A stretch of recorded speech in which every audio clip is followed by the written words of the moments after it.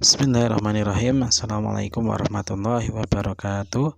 Alhamdulillahilladzi arsala rasulahu bil huda wa dinil haq liyudhhirahu 'ala dini kullihi.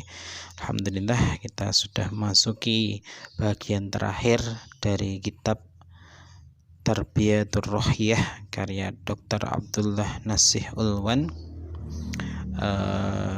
di mana kita masuk bab pengaruh tarbiyah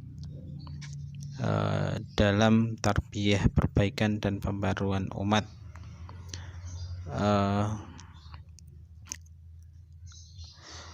Salawat dan salam semoga tercurah limpahkan kepada uswah hasanah kita, teladan kita, Nabi besar Muhammad sallallahu alaihi wasallam.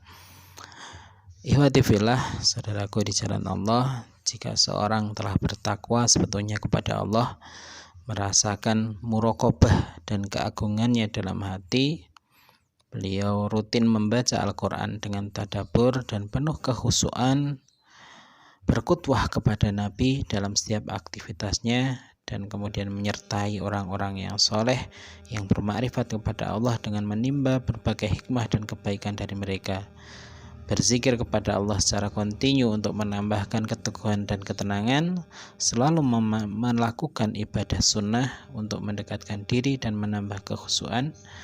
Dan ketika seorang sudah memiliki itu semua, maka ketika berbicara atau berkhutbah atau mengajak ke jalan Allah, niscaya kita akan menemukan keimanan yang memancar dari kedua bola matanya, keikhlasan yang tampak jelas menghias raut mukanya, dan kejujuran yang terus mengalir bersama kelembutan suaranya, ketenangan iramanya, serta isyarat-isyarat tangannya. Bahkan perkataannya akan meresap ke dalam hati dan melenyapkan kegelapan jiwa, seperti air yang sejuk yang meresap di kerongkongan orang yang kehausan, bagaikan cahaya yang memusnahkan kegelapan. Mereka itulah orang-orang yang mendapat petunjuk. Dengan petunjuk mereka, orang-orang pun akan memperoleh petunjuk. Dakwah mereka akan dapat sambutan yang luas. Dengan nasihat mereka, hati akan bergetar dan menangis. Dengan peringatan mereka, para ahli maksiat bertaubat, dan orang-orang sesat sadar serta kembali ke jalan yang lurus. Selanjutnya, pengaruh rohani terhadap pemahaman dan istinbat cara pengambilan hukum. Tatkala seorang memancarkan rohani yang berhubungan erat dengan Allah dan memiliki ketakwaan, maka tersingkaplah baginya berbagai hakikat dan makna. Terbukalah rahasia-rahasia yang tak dimengerti kecuali orang-orang yang jenius dan bertakwa. Umar bin Khattab sangat menghargai Abdullah bin Abbas serta mengakui keutamaan dan posisinya dalam memahami dan menafsirkan Al-Quran, walaupun usianya masih sangat muda. Umar radhiyallahu anhu mengikut sertakan Ibnu Abbas dalam pertemuan para tokoh sahabat yang pernah ikut perang Badar. Mereka terkenal sebagai generasi pertama dan banyak memiliki keutamaan. Kemudian Umar menangkap adanya ketidaksetujuan di antara mereka yang tak berbisik-bisik. Mengapa orang semuda ini diikutkan bersama kita? Padahal kalau mau, kita juga punya anak-anak seperti dia. Kemudian Ibnu Abbas mengisahkan, maka suatu hari Umar memanggilku dan memasukkanku dalam kumpulan mereka. Saat itu aku yakin Umar mau menguji mereka. Umar berkata, apa yang Anda semua pahami tentang firman Allah Subhanahu wa Ta'ala, yang artinya apabila telah datang pertolongan Allah dan kemenangan, dan kamu lihat manusia masuk agama Allah dengan berbondong-bondong, maka bertasbihlah dengan memuji nama Rabbmu dan mohon ampunlah kepadanya.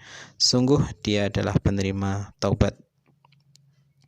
Idza jaa nasrullahi wal fath. Sebagian besar dari sahabat Ansor tadi, sahabat Ahlul Badr tadi diam dan tak bersuara. Dan di antara mereka ada yang menjawab, kami diperintahkan untuk bertahmid dan beristighfar apabila kami mendapat pertolongan Allah dan kemenangan. Kemudian Umar menoleh kepada Ibnu Abbas. Apa pendapatmu wahai Ibnu Abbas? Kemudian Ibnu Abbas menjawab, tidak. Bagaimana pendapatmu? Tanya Umar. Ibnu Abbas berkata, ayat ini berkaitan dengan ajal Rasulullah SAW. Allah mengabarkan kepadanya dengan firman-Nya, jika datang pertolongan Allah dan kemenangan, maka itulah alamat ajalmu. Oleh karena itu bertasbihlah dengan memuji Rabbmu dan beristighfarlah, sesungguhnya Dia Maha menerima taubat. Umar berkata, yang aku pahami persis seperti yang kau katakan. Ibnu Abbas dan Umar memahami ayat tersebut bukan hanya memahami zahirnya, keduanya memahami isyarat dekatnya ajal Rasulullah. Pemahaman seperti ini sulit dipahami kecuali oleh mereka yang dikaruniai ilham, pemahaman yang dalam dan pancaran hati nurani. Di antara hal yang menguatkan apa yang dipahami oleh Umar dan Ibnu Abbas radhiyallahu anhu tersebut ialah riwayat yang tercantum pada Sahih Muslim. Adalah Rasulullah SAW sebelum meninggal dunia memperbanyak ucapan subhanakallahumma wa bihamdika astaghfiruka wa atubu ilaik. Maha suci Allah, dan dengan memujimu aku memohon ampun kepadamu dan aku bertobat kepadamu. Lalu Aisyah bertanya pada Rasulullah, ya Rasulullah, bacaan apa itu? Aku baru mendengar engkau mengucapkannya. Rasulullah menjawab, telah dibukakan untukku tanda-tanda dalam umatku, jika aku melihatnya aku mengucapkan kalimat tersebut jika datang pertolongan Allah dan kemenangan. Kadang makna ayat Al-Quran begitu jelas, namun kebanyakan akal manusia tidak dapat menangkapnya, sehingga makna-makna tadi hanya tampak bagi orang-orang yang betul-betul memahami arahan dan isyarat Al-Quran. Sebagai contoh, kisah yang lain adalah suatu ketika seorang yang mengadukan Asim bin Ziyad kepada Ali bin Abi Thalib karena ia memakai pakaian yang kasar, meninggalkan pakaian yang bagus dan membuat keluarganya bingung serta sedih. Ali radhiyallahu anhu berkata bahwa dia kemari. Ketika Asim datang, Ali memperlihatkan wajah masam, kemudian berkata, bagaimana kamu ini Asim? Apakah kamu mengira bahwa Allah memberi segala nikmatnya kepadamu, kemudian Dia benci jika kamu nikmati? Tidak. Bagi Allah kamu lebih sepele dari hal seperti itu. Bukankah kamu mendengar firman Allah? Dia membiarkan dua lautan mengalir dan keduanya kemudian bertemu. Antara keduanya ada batas yang tidak dilampaui oleh masing-masing. Maka nikmat Rabb kamu manakah yang kamu dustakan? Dari keduanya keluar mutiara dan marjan. Demi Allah, menampakkan nikmat Allah di hadapan orang banyak dan menikmatinya lebih Dia cintai daripada menampakkannya dengan kata-kata belaka. Dan kamu pun telah mendengar firman Allah, dan terhadap nikmat Rabbmu maka hendaklah kamu menyebutnya dengan bersyukur. Sungguh ini merupakan telaah yang cermat dari Ali radhiyallahu anhu. Sudah berapa kali kita membaca ayat tersebut, namun kita tidak menemukan apa yang ditemukan oleh Ali radhiyallahu anhu saat beliau beristinbat ayat-ayat tersebut dengan ungkapannya, apakah kamu mengira bahwa Allah memberikan berbagai nikmatnya kemudian Dia benci jika kamu nikmati? Tidak, di hadapan Allah kamu lebih sepele dari hal itu. Inilah kaitan yang mengagumkan antara surat Ar-Rahman dengan surat Ad-Duha. Bagaimana Ali radhiyallahu anhu mampu menghubungkan firman Allah, yakhruju minhuma lu'lu'u wal marjan, dengan wa amma bi ni'mati rabbika fahatis, dengan suatu pemahaman yang tak terbayang di benak orang lain. Pemahaman ini kemudian menghasilkan sebuah kaidah yang menyatakan menampakkan nikmat Allah serta karunia-Nya di hadapan orang banyak lebih dicintai oleh Allah daripada menampakkannya dengan kata-kata belaka. Imam Bukhari dalam hadisnya meriwayatkan bahwa Ali radhiyallahu anhu pernah ditanya, apakah Rasulullah SAW memberikan secara khusus kepada Anda ilmu tertentu yang tidak diberikan kepada orang lain? Ali menjawab, tidak, demi pencipta biji-bijian dan manusia, kecuali pemahaman Al-Quran yang Allah berikan kepada hambanya. Jadi seorang da'i Rabbani akan dikaruniai secara khusus pemahaman dan cara istinbat hukum kepada kitabullah. Hal ini tidak lain karena kebersihan hatinya, ketinggian rohaninya, pancaran hatinya, kesucian jiwanya, dan karena cahaya yang menerangi langkahnya. Marilah kita buka kembali lembaran-lembaran sirah tentang kehidupan para da'i Rabbani dan pengaruhnya dalam perbaikan umat. Tidak syak lagi bahwa seorang da'i Rabbani ketika berada pada tingkat ketakwaan, pemahaman, dan rohani yang tinggi, ketika sudah memiliki nilai-nilai luhur seperti ikhlas, jujur, kehangatan iman, dan aktif dalam dakwah, tabligh, dan jihad, baik sebagai pemberi petunjuk mubalik, sebagai dai yang mengajak ke jalan Allah secara jujur serta berjuang dengan penuh keikhlasan, hingga ia melihat umat Islam dalam keadaan menang dan gembong-gembong kebatilan terpukul mundur. Mereka melihat panji al-haq berkibar di atas panji-panji lain. Pada saat itulah seorang dai baru bergembira karena adanya kemenangan dan pertolongan Allah. Dengarlah apa yang dikatakan oleh ulama-ulama besar tentang dai yang memiliki ketinggian ruh dan para pembimbing robbani. Bagaimana pengaruh mereka dalam tarbiyah dan pembinaan umat, serta bagaimana kepahlawanan dan perjuangannya dalam menegakkan kalimat Allah. Mudah-mudahan kita bisa mengambil pelajaran dari mereka. Guru besar Muhammad Abu Zahroh rahimakumullah berkata, tarbiyah ruhiyah sebagaimana dikatakan oleh Ustadz Faudah akhir-akhir ini mempunyai berbagai keistimewaan. Dia mempunyai pengaruh yang sangat jelas. Misalnya kaum muslimin di Afrika, baik bagian barat, tengah atau bagian selatan, keimanan yang mereka miliki merupakan hasil dari tarbiyah ruhiyah. Langkah pertama Imam besar As-Sanusi ketika hendak memperbaiki kondisi umat muslimin saat itu adalah melakukan tarbiyah ruhiyah. Dia mulai dengan mengambil beberapa murid, kemudian murid-murid itu yang menjadi tokoh-tokoh operasional. Untuk membantu sistem ini, beliau membangun pesantren-pesantren. Pesantren pertama yang beliau dirikan terletak di pegunungan. Setelah berkembang, beliau pindahkan pesantren-pesantren tersebut ke padang pasir. Daerah tersebut berubah menjadi lingkungan subur di tengah padang pasir. Berkat kerja keras beliau pada para pengikutnya berhasil menggali sumur, menggali air, bercocok tanam, dan akhirnya menghasilkan buah-buahan. Selanjutnya beliau mendidik mereka dengan latihan berperang. Mereka berhasil melawan penjajah Italia selama lebih dari 20 tahun. Ketika pasukan Turki tak mampu lagi memberikan bantuan kepada penduduk Libya, perlawanan As-Sanusiyah terus berlangsung dengan metode pesantren tersebut hingga Allah menurunkan kekalahan untuk penjajah Italia. Ustaz Sobri Abidin dalam majalah Liwa Islam berkata, sebenarnya para musyrik robbani pembimbing rohanilah yang menyebarkan Islam ke seluruh pelosok bumi. 50 tahun yang lalu Syekh Al-Bakri menulis sebuah buku. Di dalamnya tercantum kata-kata yang diucapkan para misionaris Kristen. Setiap kami pergi ke pelosok-pelosok daerah Afrika yang jauh dari peradaban dan kemajuan, pasti di sana kami temukan mereka, yaitu para mursyid. Mereka telah mendahului kami dan sekaligus mengalahkan kami. Di perbatasan Ethiopia, Sudan, dan Eritrea, saya menjumpai misionaris Kristen dari Swedia, dan saya temukan pula di samping mereka gubuk-gubuk yang dihuni oleh para mursyid. Para mursyid inilah yang berhasil memporak-porandakan misionaris Swedia selama mereka tinggal di sana, yaitu kurang lebih sekitar 40 tahun. Seorang dai besar, Abul Hasan An-Nadwi, dalam kitab beliau Rijalul Fikri wa Dakwah wal Islam, atau tokoh-tokoh intelektual dakwah dan Islam, mengisahkan kehidupan seorang dai robbani, yaitu Syekh Abdul Qadir Al-Jailani.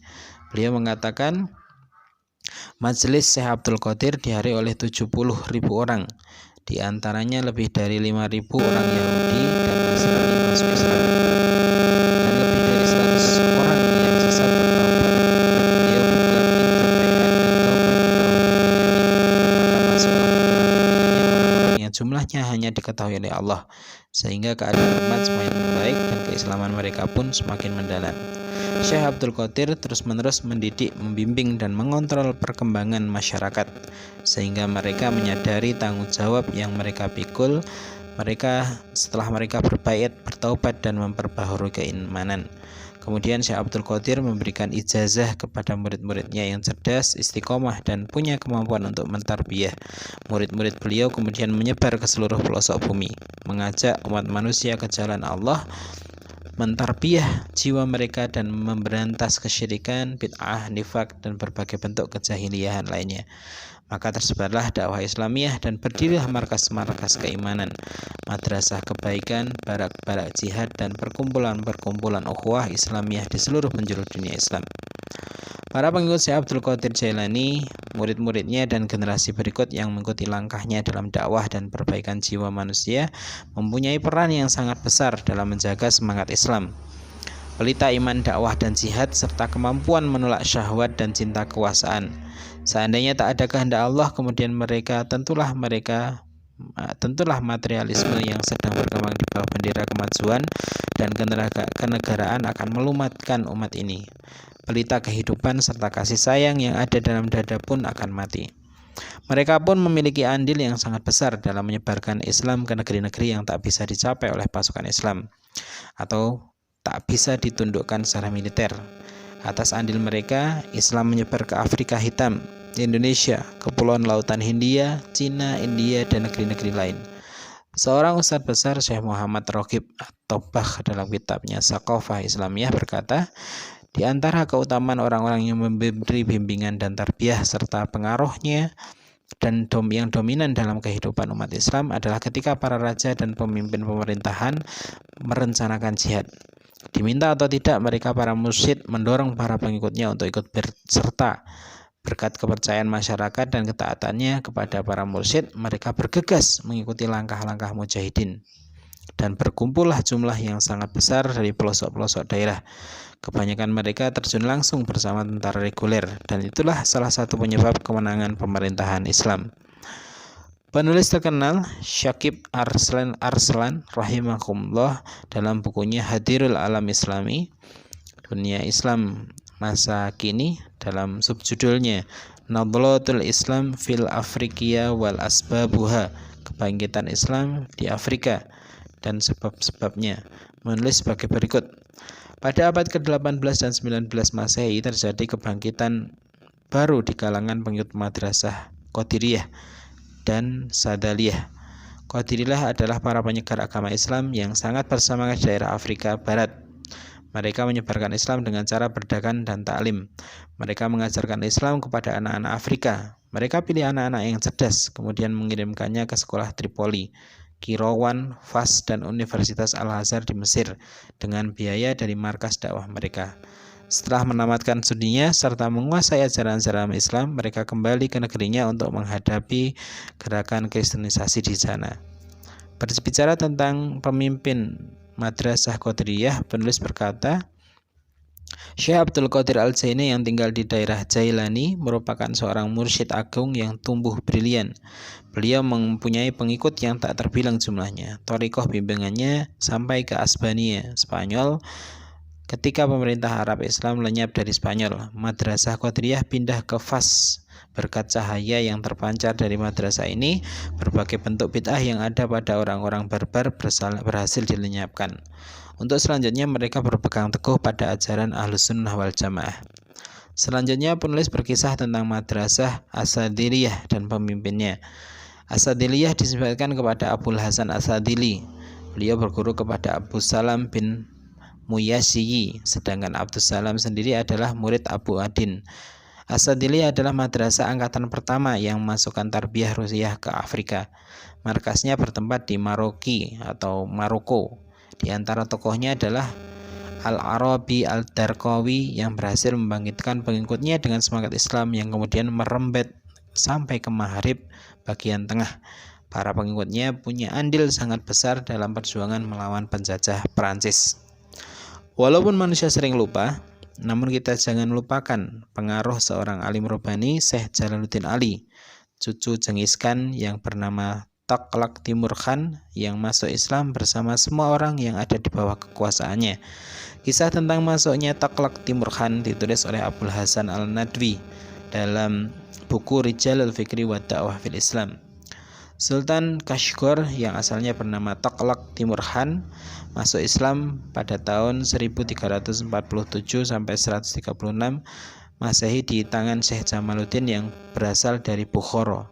Di antara cuplikan kisahnya adalah ketika Syekh Jamaluddin dalam perjalanan bersama para pengikutnya, mereka melewati daerah kekuasaan Sultan Taghlaq yang diperintahkan untuk tempat berburu.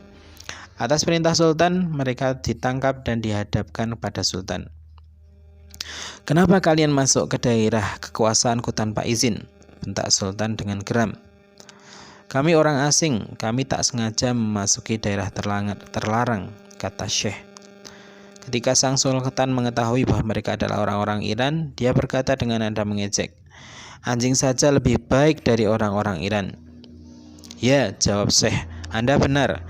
Seandainya Allah tidak memuliakan kami dengan agama yang benar, pasti kami lebih hina daripada anjing. Mendengar jawaban tersebut, sang sultan merasa tergelitik. Ketika melanjutkan acara berburunya, kata-kata Syekh Jamaluddin tersebut tak bisanya dari pikirannya. Akhirnya setelah selesai berburu, dia meminta petugas untuk membawa kembali Syekh ke hadapannya. Setelah para petugas yang mengawal Syekh itu meninggalkan ruangan, Sultan bertanya, "Terangkanlah apa yang kau katakan kepadaku pada pertemuan pertama, dan apa yang kau maksud dengan agama yang benar." Merasa ada kesempatan yang baik, Syekh Jamaluddin pun menjelaskan Islam dengan penjelasan yang sangat indah, sehingga hati sang sultan tertarik. Beliau juga menggambarkan kekufuran dengan gambaran yang membuat sultan merasa ngeri dan cemas. Dan akhirnya sultan pun yakin bahwa dirinya dalam jalan yang sesat dan berbahaya. Namun sultan belum berani menyatakan keislamannya. Dia belum punya kekuasaan untuk mengajak pengikutnya masuk Islam. Dia meminta agar Syekh menemuinya kembali kalau dia sudah diangkat menjadi raja dan duduk di singgasana. Ia melihat bahwa cara seperti itu lebih menguntungkan. Ketika pulang ke Bukhara, Syekh Jamaluddin sakit keras dan meninggal dunia. Menjelang wafatnya, beliau berpesan kepada putranya Rashiduddin, suatu saat nanti Sultan Taklak Timur Khan akan menjadi seorang raja besar. Jika kamu mendengar berita itu, menghadaplah kepadanya. Sampaikan salam dariku dan ingatkanlah dia dengan janjinya untuk masuk Islam setelah menjadi raja. Ketika Taklak Timur Khan naik tahta menggantikan ayahnya, Syekh Rashiduddin datang ke barak sang raja untuk melaksanakan wasiat ayahnya. Namun para pengawal melarangnya masuk. Maka dicarilah jalan untuk menemui sang raja. Di suatu pagi beliau azan dengan suara yang sangat keras dekat kemah sang raja. Raja terbangun dari tidurnya serta marah karena merasa terganggu oleh suara lantang yang seolah-olah merobek telinganya. Maka diperintahkannya agar si pengganggu ditangkap dan dihadapkan. Ketika Syekh Rashiduddin, anak dari Syekh Jamaluddin tadi, sampai di hadapan Raja Taklak, beliau langsung menyampaikan salam Syekh Jamaluddin untuk raja. Mendengar nama Jamaluddin, Raja Taklak Timur Khan tidak jadi marah. Ia teringat akan janjinya, dan raja pun berikrar masuk Islam. Kemudian tersebarlah Islam di kalangan pengikutnya, bahkan menjadi agama resmi di negeri-negeri yang ada di bawah kekuasaan putra Jagtai bin Genghis Khan yang selama ini menganut agama Buddha. Peristiwa ini terjadi setelah penyerangan bangsa Tartar terhadap dunia Islam pada abad ke-7 Hijrah. Mereka yang telah membumi hanguskan dunia Islam, tak ada yang mereka sisakan selain jiwa-jiwa yang lemah. Pada masa seperti ini, pedang perjuangan tumpul, bahkan patah, tidak lagi punya kekuatan. Pedang-pedang yang dulu terhunus kini terpaksa disarungkan kembali karena dirasa tak lagi berguna. Semua orang menyangka bahwa kekuatan bangsa Tartar tak mungkin ditandingi. Negeri-negeri Islam seolah-olah sudah ditakdirkan untuk tunduk di bawah kekuasaan bangsa yang biadab ini. Seakan-akan Islam tak punya lagi eksistensi di masa mendatang. Namun Allah berkehendak lain. Dia mempersiapkan para ulama robbani, para da'i yang ikhlas dan jujur. Mereka menyelinap di antara kebengisan dan kebiadaban para penguasa Tartar. Mereka membuka hati para penguasa agar bisa melihat Islam. Mereka tak segan-segan menyampaikan kebenaran, hingga terbukalah hati dan jiwa, dan masuklah mereka ke pangkuan Islam dengan berbondong-bondong. Tidak lama setelah bangsa Tartar menaklukkan negeri-negeri Islam, mereka merasa tertarik kepada Islam itu sendiri. Kemudian memeluknya. Mereka berbalik menjadi pembela-pembela Islam dan pembawa panji-panjinya. Bahkan di antara mereka ada pula yang menjadi fuqaha, da'i, dan mujahidin. Hal itu terjadi berkat keutamaan dan jasa para mursyid robbani dan da'i-da'i yang ikhlas. Mereka telah berhasil menyelamatkan umat manusia dari berhala dan kebiadaban. Mereka berhasil mengajarkan bagaimana seharusnya menghargai nilai-nilai mulia manusia dan melepaskan diri dari cengkraman kekufuran. Bagaimana mereka hidup dalam taman indah, ibadah, dan keimanan. Itu semua tidak lain karena keutamaan pancaran rohani berkat dakwah robbaniyah serta perjuangan mereka yang gigih dalam menyampaikan al-haq dan perbaikan umat. Semoga Allah membalas budi baik mereka terhadap Islam dengan balasan yang sebaik-baiknya. Semoga Allah mengangkat mereka ke derajat yang tinggi di akhirat kelak. Itulah salah satu kisah di antara sekian banyak kisah tentang mereka yang punya pengaruh dalam sejarah manusia dan menjadi suri tauladan bagi generasi-generasi berikutnya. Seandainya kita mau mengumpulkan kisah-kisah mereka yang berpengaruh dan mampu memperbaiki kondisi umat, niscaya akan kita dapatkan jumlah yang tidak terbilang. Seperti Imam Ahmad bin Hanbal, Imam Syafi'i, Imam Abu Hanifah, Imam Malik, Imam Hasan al-Basri, Imam Fudail bin Iyad, Imam Ma'ruf al-Ghazali, Imam Jalaluddin Rumi, Imam Syekhul Islam Ibnu Taimiyah, Imam Abu Yazid al-Bustami, Imam Sahal Astasari, Imam Sa'id an-Nursi, Imam Hasan al-Banna, dan berpuluh-puluh bahkan beratus-ratus lainnya. Para imam Rabbani itulah yang mampu memikul kepemimpinan dakwah, menegakkan misi islah, dan mengemban tanggung jawab hidayah. Mereka itulah yang mampu menyatukan ibadah dan jihad serta menempatkan hak-hak Allah dan hak-hak hambanya sesuai dengan proporsinya masing-masing. Mereka mengumandangkan suara kebenaran di hadapan para penguasa yang zalim, menghadang para penjajah yang rakus dengan penuh keberanian. Dengan dakwahnya, mereka berhasil memperbaharui nilai-nilai Islam, memasukkan umat manusia ke dalam pangkuan Islam dengan penuh kesadaran dan pemahaman di mana sebelumnya Islam hanyalah dianggap warisan dan kebiasaan. Mereka berhasil membuat para pengikut dan murid-muridnya merasakan manisnya Islam dan nikmatnya keimanan. Padahal sebelumnya mereka hanyalah tubuh-tubuh kekar yang kosong dari ruh dan perasaan.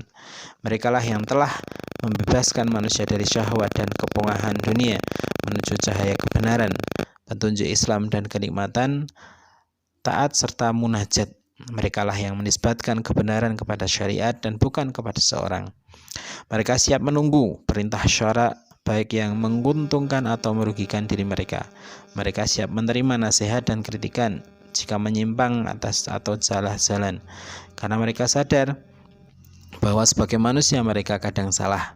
Mereka benar-benar meyakini bahwa ismah atau perlindungan dari kesalahan hanyalah untuk para nabi, dan kesucian dari maksiat hanyalah dimiliki oleh para malaikat. Benarlah Imam Malik rahimakumullah ketika mengucapkan ungkapan yang terkenal di depan makam Rasulullah SAW.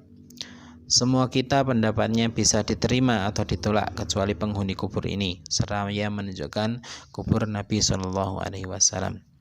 Di antara sikap yang pantas diabadikan yang dimiliki oleh para ulama Rabbani adalah sikap Syekh Syahid Al-Nursi yang berkenal dengan gelarnya Badi'uz Zaman. Ketika mengetahui di antara murid-muridnya ada yang mengkultuskan dirinya, mengagung-agungkannya secara berlebihan dan menisbatkan ketenaran terhadap dirinya, beliau langsung menasihati mereka seraya berkata, "Ingatlah, kalian jangan sekali-kali menisbatkan kebenaran terhadap diriku. Bahkan sebaliknya, kalian harus menisbatkannya kepada sumbernya yang suci, yakni kitabullah serta sunnah rasulnya. Ketahuilah, aku tidak lebih sekedar menunjukkan perbendaharaan Allah yang maha rahman. Aku bukan orang yang maksum, kadang aku terjebak dalam dosa dan kesalahan, penyimpangan. Kebenaran yang kalian nisbatkan kepada diriku akan tercemar dengan adanya kesalahan, penyimpangan dan dosa-dosaku, atau kebenaran itu akan jadi kabur tatkala berbaur dengan kesalahan-kesalahan dan dosa-dosaku." Jadi seorang mursyid yang mengaku dirinya maksum adalah orang bodoh yang berbuat pembual belaka. Begitu pula mursyid yang hanya mengajari murid-muridnya dengan nasihat-nasihat dan wirid-wirid yang dibuatnya sendiri sehingga memalingkan mereka dari petunjuk dan bacaan Al-Quran, atau mendidik murid-muridnya agar berdiam diri ketika melakukan kemaksiatan, atau hanya mengajarkan kepada Islam terbatas pada taqiyatun nafs atau penyucian jiwa saja, sementara masalah jihad dikesampingkan, atau semanis muka kepada para penguasa, berpangku tangan terhadap kemungkaran dan suka mencari muka di hadapan para penguasa. Mursyid-mursyid seperti ini adalah orang-orang yang jahil dan pembual belaka. Saudaraku, bersungguh-bersungguhlah untuk menjadi dai Rabbani dan pembimbing-pembimbing yang jujur dan ikhlas. Semoga dengan jasa Anda Allah memberi petunjuk kepada orang banyak. Semoga keberadaan Anda di dunia ini punya andil yang besar dalam perbaikan dan perombakan umat. Semoga yang kehidupan umat manusia Anda menjadi mematri hidayah pelita iman, sumber petunjuk dan cahaya kebenaran. Dan yang demikian itu tidaklah sulit bagi Allah. Saudaraku, kini Anda telah mengetahui bahwa jalan menuju ketinggian rohani adalah dengan takwa kepada Allah Subhanahu wa taala. Sedangkan cara untuk mendapatkan ketakwaan adalah sebagai berikut, yaitu muahadah. Kita ingat kembali ada muahadah. Dengan muahadah ini kita akan beristiqomah dalam melaksanakan syariat Allah. Kemudian muraqabah. Dengan rasa muraqabah kita akan merasakan keagungan Allah. Dengan muhasabah, saatnya adalah muhasabah. Dengan muhasabah kita terbebas dari penyakit jiwa. Dengan muaqabah kita akan jera untuk melakukan kesalahan. Dan dengan mujahadah kita akan bisa terus memperbaharui semangat beribadah. Dan kita juga telah mempelajari faktor-faktor yang menumbuhkan, suburkan rohani, yaitu yang berkaitan dengan perasaan jiwa. Yang pertama adalah muraqabah secara kontinu, mengingat mati serta kejadian-kejadian sesudahnya, membayangkan hari akhirat dan semua peristiwa yang bakal terjadi. Kemudian hal yang berkaitan dengan amaliyah, membaca Al-Quran. Yang pertama itu membaca Al-Quran secara rutin dengan tadabbur dan khusyuk, menyertai Nabi Shallallahu Alaihi Wasallam dengan sirahnya yang harum, menyertai orang-orang pilihan yang bermakrifat kepada Allah, terus menerus berzikir kepada Allah setiap waktu dan keadaan, menangis di saat berkhulwat dengan Allah karena merasa takut kepadanya, dan membekali diri dengan ibadah nafilah secara kontinu. Kita juga sudah mengetahui bagaimana pengaruh pembinaan rohani, perbaikan dan pembuatan dalam perbaikan umat. Begitu pula tentang pengaruhnya dalam ayat-ayat Al-Quran serta hukum-hukum yang terkandung di dalamnya. Setelah mengetahui itu semua, maka marilah kita bersungguh-sungguh seoptimal mungkin membulatkan tekad dan melipat gandakan amal dan aktivitas, agar kita termasuk mereka yang merealisasikan rohani dalam ucapan dan perbuatan, dalam semua aktivitas, dalam sikap dan perilaku, dalam muhasabah dan mujahadah, dalam muraqabah dan muahadah, agar kita termasuk orang-orang yang diridhai Allah dan mereka pun ridho kepadanya, orang-orang yang dicintai Allah dan mereka pun cinta kepadanya, orang-orang yang mengharap Allah di hari kiamat bersama-sama dengan Nabi, para siddiqin dan para syuhada dan sholihin. Mereka itulah sebaik-baik teman. Demikianlah kajian kita terhadap kitab Tarbiyah Ruhiyah karya Dr. Abdullah Nasih Ulwan. Semoga bermanfaat. Allahu a'lam bishawab. Assalamualaikum warahmatullahi wabarakatuh.